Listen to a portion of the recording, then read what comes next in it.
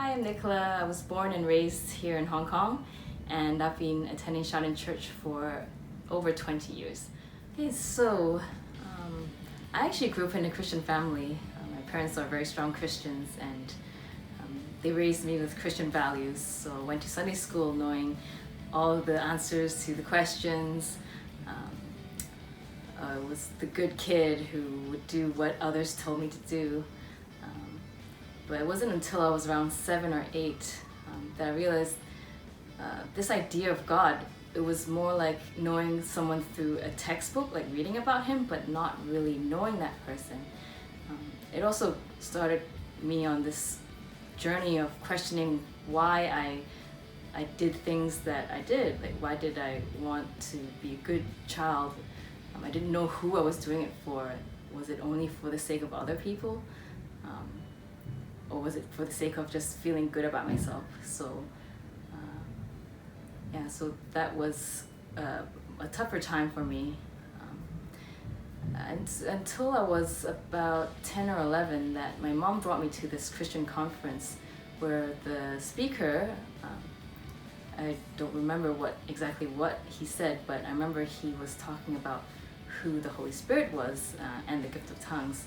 But he focused on the Holy Spirit and how we can connect with the Holy Spirit and sense the presence of God, and that how we can have this deeper relationship with him and not just know God like knowing him through a book, a textbook. So after his very good explanation of the Trinity, he then got us to practice with each other how to pray and how to pray to accept the Holy Spirit and to experience God on a more personal level.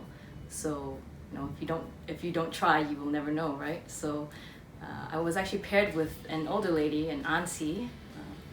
She was the mother of my good friend, and I don't remember what she prayed for me, but what I could remember was when she was praying, I could feel this weight and this presence, this very warm presence, and I could feel God telling me how much he loved me and that I was his precious child.